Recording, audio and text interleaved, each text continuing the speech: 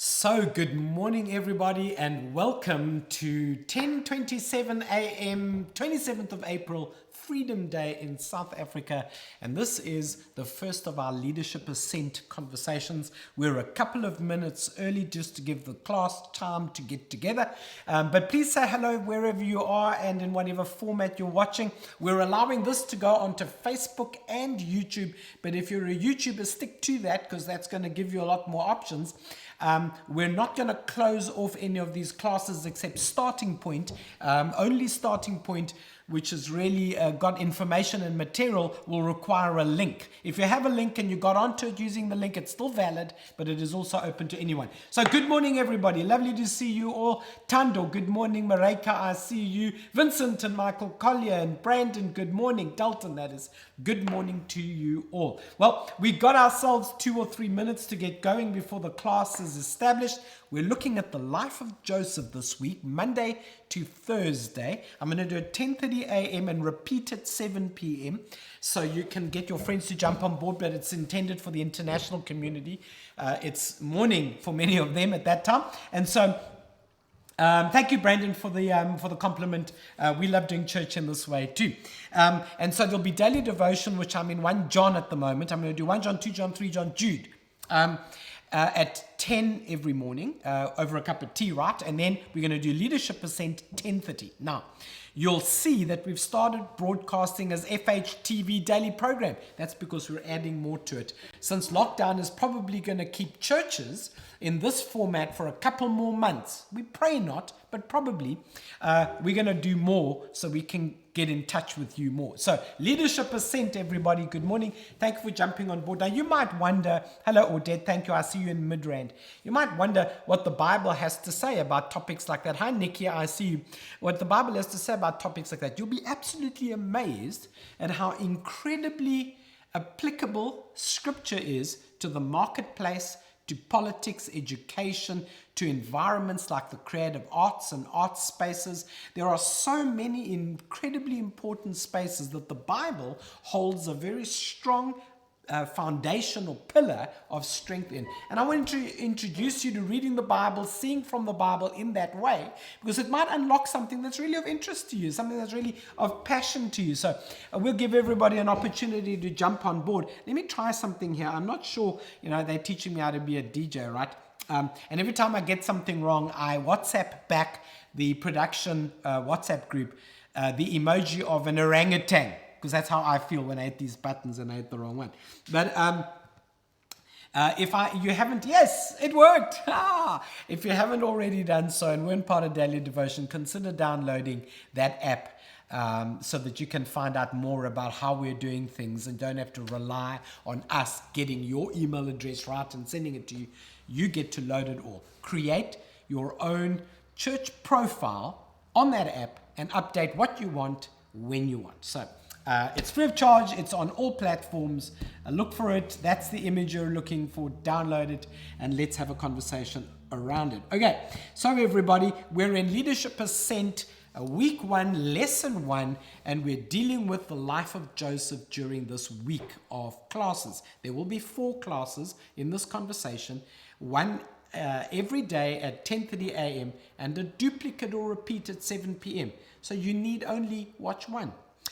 So as everybody jumps on board, and we've just gotten over 100 people in our class this morning, I thought it might be a good idea to give you a couple of contextual background and bits of information as to why Joseph is such an important example.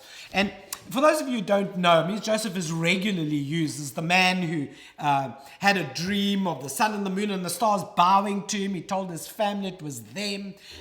He had the coat that his father made. The brothers got upset. They sold him into slavery. He was thrown into a pit, and then he landed up in prison. He worked for somebody called Potiphar. Potiphar's wife made a move on him sexually. He ran away.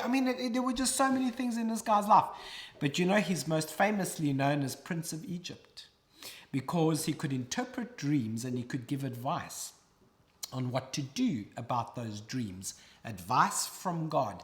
And for that reason, Joseph is a powerful character in the Bible. He's also an example or a type of Jesus. And we'll talk about that on another day. But there's one other thing about Joseph that's pretty big. You know, the first book in the Bible is the book of Genesis, right? Well, from chapter 37 to the last chapter, chapter 50 or 51, it's all about the life of Joseph. I just want to get the chapters right. I thought it's 50, but it might be 51. It's 50 chapters. He is talked about for all those chapters for a very good reason. It's the story of him going from pit to prison to the palace. And I want to talk to you a little bit about leadership lessons not intended for leading in church. I mean leading in business, leading in family, leading in community through education, leading in media, leading in politics. I'm not talking about this from a spiritual church experience. I'm talking about this from a spiritual in the real world experience. I mean, you know what I mean? I'm using that term quite loosely. Now, in order for me to explain to you the first principle I want to talk to you about, I want to give you a very simple example, a humorous example from my Greek background, right? So I'm actually Cypriot, which is an island called Cyprus. I'm from there. My family's from KZN, not Dachakama. It's an inside joke. But there was a story that took place some years ago when a salesman came to sell some crockery to my parents. And they had a particular pitch for this thing. And I was there as a youngster. I was in high school at the time. And I was witnessing this pitch. I think it was perhaps a little unresearched. The claim to fame for this crockery, plates and cups and things, was that it was unbreakable. You could throw it on the ground and it would bounce. It was glass, it wasn't plastic, but for some reason, I don't know what it was, tempered glass or whatever it was, it didn't break. And he took one and he threw it to the ground and he used that as an example of how this product doesn't break. And my father looked at him and said, you know, I'm Greek, right? You know, we break plates at weddings, right? He said, nah, I'm not interested in that product.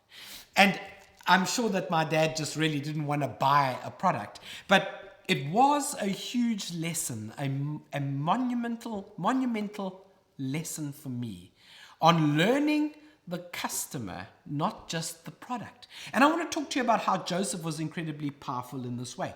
I hear a lot of people, business people, that tell me all the time, hey man, I got this job, or I got this contract, or I've been given this work. And there's nothing wrong with that. But here's what Joseph taught me. Joseph taught me to not only say that, but to say, I got this new customer. You see, the person is worth more to you than the task. And he's exactly in that environment, in that space, because whether he was in prison or whether he was in a pit or whether he was Prince of Egypt, he was concerned about the people around him more than the tasks given to him. And there is something very powerful about recognizing that as spiritual, as Christian people. Are you comfortable being the Prince of Egypt? Or would you develop a negative attitude about the world out there? Is your attitude already so negative about the world out there that you wouldn't want to excel in it?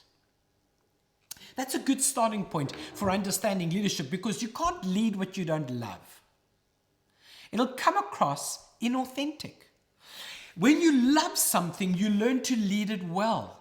And Joseph loved God in any circumstance. So whether he was with the comfort of his family or whether he was in prison next to the cupbearer and the baker, a story we'll cover at some point, or whether he was Prince of Egypt, he loved God in that situation. And I wonder if we've developed this weird attitude that the world is evil and the church is safe, and we will only excel in the one and we will almost be dismissive of the other. Well, isn't this a remarkable thing that Joseph, a Christian, became the second most powerful man in Egypt, a secular society? And I wondered if we could start our conversation on leadership here by removing the dividing line between those two, and recognize that I am spiritual in church and out of church, and I can lead in church and out of church, and neither of those spaces are my enemy. They are my opportunity. If you keep thinking everybody is your enemy, you will never find the God-ordained gold in the opportunity. So Joseph saw an opportunity. He wasn't even welcomed in his family. I mean, we could do a whole message about how people who got kicked out of church life excelled out there and landed up finding their sweet spot. But let's not go there. That's too heavy for a Monday morning over a cup of tea. So perhaps as we start our leadership ascent, we start with the mind. By the time I'm done, I'm going to take you through all components of who we are and what we bring to the table of life in the world. I'm not talking about in the world worldly, in the world, not of the world. I'm talking about that. And I want to encourage you that being righteous does not prevent you from promotion, but being superficial does. And the one thing about Joseph that was so powerful was that he loved people and wanted the best for them. I want you to think about your role in the marketplace when you're done with lockdown and you're out there as not looking after products, selling products, or proving how good your products are. It is about taking care of people, looking after people, and solving people's problems. See, if you do that, you won't just say, I got the job, you'll say, I got a new customer. And when you can say that you take care of the customer and you excel at the contract, and those two things will give you the next open door. I've had lots of people who've done very well with some of the contracts I've given them to do, if I think about practical little things at my home. But along the way, they lost me. If you lose the customer, you'll only get one contract. And this was Joseph's entire experience. Joseph's entire experience is if I take care of the people God's put in front of me, even if I'm in prison, and things aren't looking good. When the cupbearer has something, I'll pray for the cupbearer. And when the bacon has a need, I'll pray for the bacon. And when the prince calls me, it's no different. I've been doing it all along. I've been taking care of people all along. And I'm not intimidated by being in the world because I am not of the world. Do you have a problem being Prince of Egypt? Think about that spiritually. Egypt. That bad place that the Christians had to flee from? Or do you only want to excel in the safety of the promised land? Are you strong enough and willing to become strong enough during this conversation on Ascent to be able to authentically pray, your will be done on earth as it is in heaven? And not only see that there is neither a dividing line, nor is it your enemy, but your opportunity, but are you also willing to say you're an agency on behalf of heaven in the world? See, if you get that right, if you can get that right, you're an agency. Now, something changes about authority and agency, ambassadors and territory. Sure, man, that could be a whole big thing. And there was a man God put in charge of a godless society, a godly man who could be comfortable in his skin in both spaces, never betray his belief system, and offer help to a world that's dying, even if they didn't believe in the same God he believed in. We could do some great things with this. We could build this to the point where we understand our role and are not intimidated by it out there. And not run away from being in the world, not of the world, in the world. Run away from it and hide in church. Rather, come to church for the vehicle service and the tank refuel and the oil check and the windscreen clean. That's what I am. I am your petrol pump attendant on Sunday. And I hope to send you off on your journey with everything in check and in order. I hope this starting point of a conversation is useful to you. I'm trying to keep these short, everybody, so that they can be reused in small group conversations and in other environments. I know somebody might email me and say you should have gone on a bit longer. Someone might email me and say you went on too long anyway. But think about it this way. Let's do this more often rather than in one long marathon, because we're on a journey for the rest of our lives. Let's eat the meals in digestible quantity, shall we? Go find the book of Genesis chapter 37. Catch up on the reading from 37 to 50, the life of Joseph. If so many chapters seems like too much for you and you don't read, then you're definitely not going to lead. Have a great day.